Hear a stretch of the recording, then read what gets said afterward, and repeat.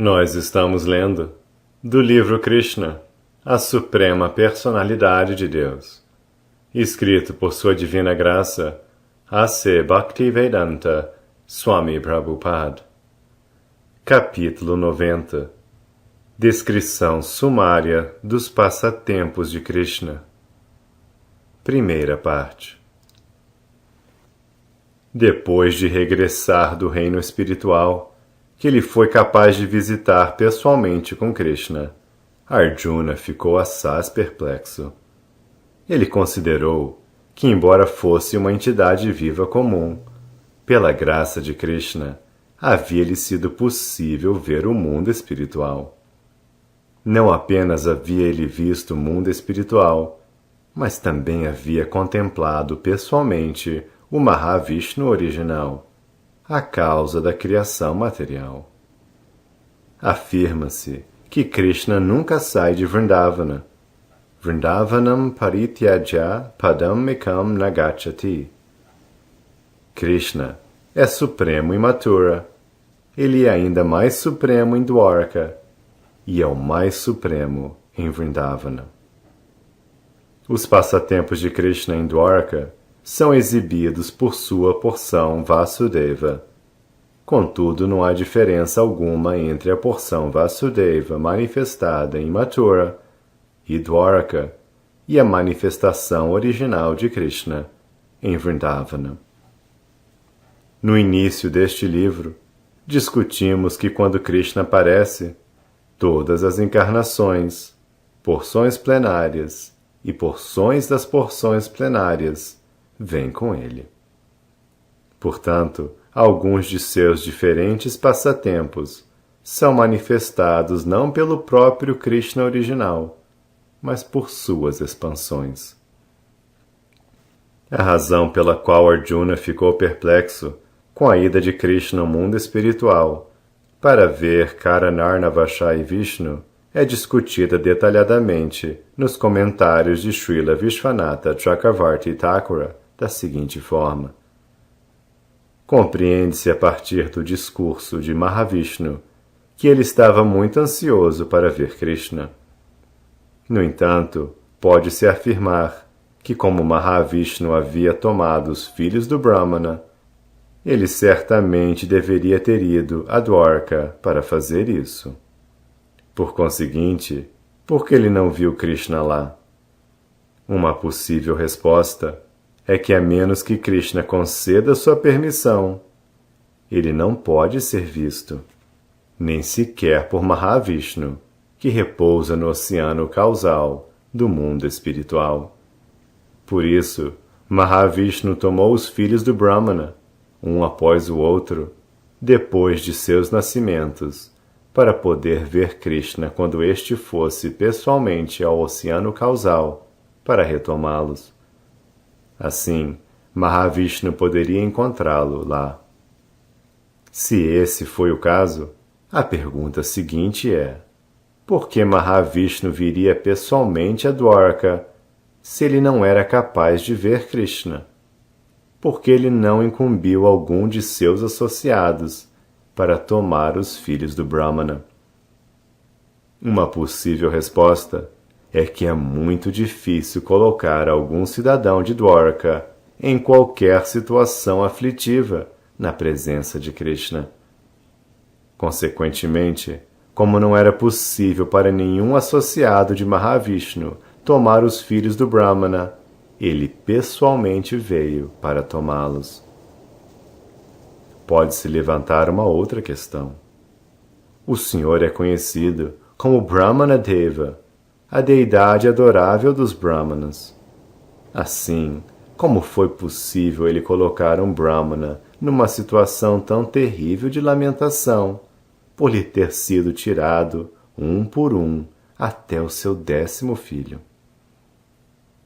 A resposta é que o Senhor Mahavishnu estava tão ávido por ver Krishna que ele não hesitou sequer em causar perturbação a um Brahmana. Apesar de ser proibido colocar um Brahmana em situação difícil, o Senhor Vishnu estava preparado para fazer qualquer coisa a fim de ver Krishna, Ele realmente estava muitíssimo ansioso para vê-lo. Após perder cada um de seus filhos, o Brahmana vinha ao portão do palácio e acusava o rei de não ser capaz de dar proteção aos Brahmanas, e assim de ser inadequado para sentar no trono real. Era o plano de Mahavishnu que o Brahmana acusasse os Kshatriyas e Krishna. Assim Krishna seria obrigado a vê-lo com o objetivo de recuperar os filhos do Brahmana. Pode-se ainda fazer uma outra pergunta. Se Mahavishnu não pôde ver Krishna, então como foi Krishna obrigado a vir diante dele para recuperar os filhos do Brahmana? A resposta é que o Senhor Krishna foi ver o Senhor Mahavishnu não exatamente para retomar os filhos do Brahmana, mas unicamente para o benefício de Arjuna. Sua amizade com Arjuna era tão íntima que quando Arjuna preparou-se para morrer, entrando no fogo, Krishna desejou dar-lhe completa proteção. Não obstante, Arjuna não desistiu de entrar no fogo, a menos que os filhos do Brahmana fossem devolvidos. Logo, Krishna prometeu-lhe: eu recuperarei os filhos do Brahmana. Não tente cometer suicídio. Se o Sr. Krishna fosse ver o Sr. Vishnu apenas para recuperar os filhos dos Brahmanas, então ele não teria esperado até o 10º filho. Contudo, quando o 10º filho foi tomado pelo Sr. Mahavishnu, e quando Arjuna estava pronto para entrar no fogo para que sua promessa não se tornasse falsa, aquela situação séria fez com que o Sr. Krishna decidisse ir com Arjuna para ver Mahavishnu. É dito que Arjuna é uma encarnação de Nara Narayana, investida de poder. Às vezes, ele é até chamado de Nara Narayana. A encarnação de Nara Narayana é também uma das expansões plenárias do Sr. Vishnu. Dessa forma, quando Krishna e Arjuna foram ver o Sr. Vishnu, deve-se entender que Arjuna fez a visita em seu aspecto de Nara Narayana, exatamente como Krishna, quando exibiu seus passatempos em Dwaraka, agiu em seu aspecto de Vasudeva. Depois de visitar o mundo espiritual, Arjuna concluiu que qualquer opulência que alguém possa exibir neste mundo material ou espiritual é uma dádiva do Sr. Krishna. O Sr. Krishna é manifesto em várias formas, como Vishnu Tattva e Jiva Tattva, ou em outras palavras, como Swamsha e Vibhinamsha. Vishnu Tattva é conhecido como Swamsha e Jiva Tattva é conhecida como Vibhinamsha. Por conseguinte, ele pode apresentar-se em seus diferentes passatempos transcendentais, na porção de Swamsha ou Vibhinamsha, como ele desejar. Contudo, mesmo assim, ele permanece a original suprema personalidade de Deus. A parte conclusiva dos passatempos de Krishna é encontrada no capítulo 90 do 10º canto do Srimad Bhagavatam, onde Shukadeva Goswami explicou como Krishna viveu feliz em Dwaraka com todas as opulências. A opulência de força de Krishna já foi demonstrada em seus diferentes passatempos. Agora será descrito como sua residência em Dwaraka expressava suas opulências de riqueza e beleza. Neste mundo material, as opulências de riqueza e beleza são consideradas as maiores de todas. Porém, elas são meramente um reflexo pervertido dessas opulências no mundo espiritual. Desta forma, enquanto Krishna permaneceu nesse planeta como a suprema personalidade de Deus, suas opulências de riqueza e beleza não tinham comparação nos 3 mundos. Krishna desfrutou de 16.000 belas esposas, e é muito significativo que ele tenha vivido em Dwarka como o único esposo dessas milhares de belíssimas mulheres. Isto é especificamente declarado, que ele era o único marido de 16.000 esposas. Naturalmente, já se ouviu na história sobre algum rei poderoso que possuísse muitas centenas de rainhas. Contudo, muito embora tal rei pudesse ser o único marido de tantas esposas, ele não era capaz de desfrutar de todas elas ao mesmo tempo. Entretanto, o Sr. Krishna desfrutou de todas suas 16.000 esposas simultaneamente. Embora possa-se dizer que yogis também são capazes de expandir seus corpos em muitas formas, as expansões de um yogi e as do Sr. Krishna não são iguais. Em vista disso, Krishna é chamado certas vezes de Yogeshvara, o mestre de todos os yogis. Na literatura védica, encontramos que o yogi Saubhari Muni expandiu-se em 8. Mas aquela expansão é comparável a uma expansão de televisão. A imagem da televisão é manifestada em milhões de expansões, mas estas expansões não podem agir de forma diferente. Elas são simples reflexos da expansão original e só podem agir exatamente como a original. A expansão de Krishna não é material, como a expansão da televisão ou do yogi. Quando Narada visitou os diferentes palácios de Krishna, ele viu que Krishna, em suas diversas expansões, estava ocupado de formas diferentes em cada palácio das rainhas. Afirma-se também que Krishna viveu em Dwarka como esposo da deusa da fortuna. A rainha Rukmini é a deusa da fortuna, e todas as outras rainhas são suas expansões. Assim, Krishna, o líder da dinastia Vrishni, desfrutou com a deusa da fortuna em plena opulência. As rainhas de Krishna são descritas como permanentemente jovens e belas. Embora Krishna tivesse netos e bisnetos, nem Krishna nem suas rainhas aparentavam ter mais do que 16 ou 20 anos de idade. As jovens rainhas eram tão formosas que, quando andavam, elas se assemelhavam a raios em movimento no céu. Elas estavam sempre vestidas com roupas e ornamentos excelentes e estavam sempre ocupadas em atividades de lazer, tais como dançar, cantar ou jogar bola nos terraços dos palácios. A dança e o jogo de tênis das moças no mundo material são reflexos pervertidos dos passatempos originais, da original personalidade de Deus, Krishna e suas esposas. As estradas e as ruas da cidade de Dwarka estavam sempre apinhadas de elefantes, cavalos, carruagens e soldados de infantaria.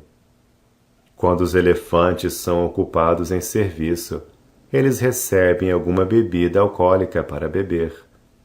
É dito que em Dwarka os elefantes recebiam tanta bebida que eles a borrifavam em grande quantidade na estrada, andando embriagados pela rua.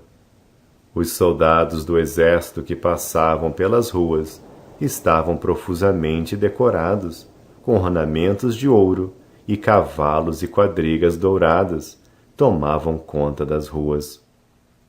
Em todas as direções da cidade de Dwarka, onde quer que se olhasse, podia-se ver parques e jardins verdejantes, cada um dos quais repleto com árvores e plantas carregadas com frutas e flores. Como havia tantas belíssimas árvores de frutas e flores, todos os pássaros gorjeadores e abelhas unidoras reuniam-se para produzir doces vibrações. A cidade de Dwarka apresentava assim plenamente todas as opulências. Os heróis na dinastia Yadu costumavam julgar-se os residentes mais afortunados da cidade, e, de fato, eles desfrutavam todas as facilidades transcendentais. Todos os 16.000 palácios das rainhas de Krishna situavam-se nessa maravilhosa cidade de Dwarka, e o Sr. Krishna, o supremo desfrutador eterno de todas essas facilidades, expandiu-se em 16.000 formas e ocupou-se simultaneamente em diferentes afazeres domésticos naqueles 16.000 palácios. Em cada um desses palácios havia jardins e lagos belamente decorados. A água cristalina dos lagos continha muitas flores de lótus de diferentes cores, como azul, amarelo, branco e vermelho, e o pólen das flores de lótus se espalhava pela brisa por toda parte. Todos os lagos eram repletos de belos cisnes, patos e garças que produziam sons melodiosos. O Sr. Sri Krishna, certas vezes, entrava nesses lagos ou rios com suas esposas e desfrutava brincadeiras de natação com elas em pleno júbilo. Em algumas ocasiões, as esposas do Sr. Krishna, que eram todas deusas da fortuna, abraçavam o Senhor no meio da água, enquanto nadavam ou banhavam-se. O vermelho do cúncuma, que decorava seus formosos seios, adornava o peito do Senhor com um tom avermelhado. Os impersonalistas não ousam acreditar que no mundo espiritual há tais variedades de desfrute. Porém, a fim de demonstrar o verdadeiro desfrute bem-aventurado no mundo espiritual, o Sr. Krishna veio a este planeta e mostrou que o mundo espiritual não é destituído de tais facilidades para o prazer da vida. A única diferença é que no mundo espiritual tais facilidades são ocorrências eternas, ao passo que no mundo material elas são simplesmente reflexos pervertidos, impermanentes.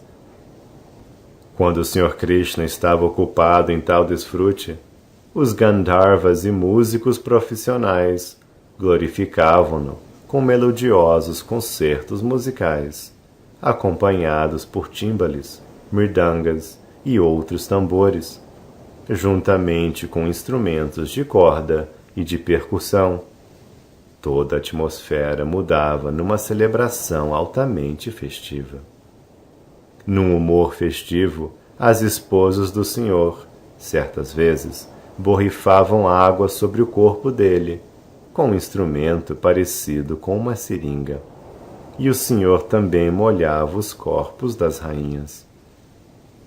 Quando Krishna e as rainhas estavam ocupadas nesses passatempos, parecia que o rei dos céus, Yaksaraj, estava envolvido em passatempos com suas muitas esposas. Yaksaraj é também conhecido como Kuvera e é considerado o tesoureiro do reino celestial. Quando as esposas do Sr. Krishna ficavam molhadas, aumentava em milhares de vezes a beleza de seus seios e suas coxas. Seus longos cabelos caíam para decorar aquelas partes de seus corpos. As belas flores colocadas em seus cabelos caíam e as rainhas, sendo aparentemente molestadas porque o Senhor estava borrifando água sobre elas, aproximavam-se dele, procurando tomar-lhe a seringa. Aquela tentativa criava uma situação em que o Senhor podia abraçá-las, à medida que elas se aproximavam. Quando eram abraçadas, as esposas do Senhor sentiam em suas bocas um claro indício do amor conjugal, e isso criava uma atmosfera de bem-aventurança espiritual. Quando a guirlanda no pescoço do Senhor tocava os seios das rainhas, seus corpos ficavam completamente cobertos com açafrão amarelo. Atarefadas em seus passatempos celestiais, as rainhas esqueciam-se de si e seus cabelos soltos pareciam belas ondas no rio. Quando as rainhas borrifavam água no corpo de Krishna, ou ele borrifava água nos corpos das rainhas, toda a situação assemelhava-se a um elefante desfrutando com muitas elefantas em um lago. Depois de desfrutar bastante entre si, as rainhas e o Sr. Krishna saíam da água, deixavam seus trajes molhados, que eram muito valiosos, para serem levados pelos cantores e dançarinos profissionais. Esses cantores e dançarinos não tinham outros meios de sobrevivência que não fossem os ornamentos e roupas valiosas doadas pelas rainhas e reis em tais ocasiões. Todo o sistema social era tão bem planejado que todos os membros da sociedade, em suas diferentes posições, de brahmanas, kshatriyas, vaishyas e shudras, não tinham qualquer dificuldade em ganhar sua sobrevivência. Não havia competição entre as divisões sociais. A concepção original do sistema de casta era planejada de forma que um grupo de homens ocupado num tipo particular de atividade não fazia competição com outro grupo de homens responsáveis por uma outra ocupação.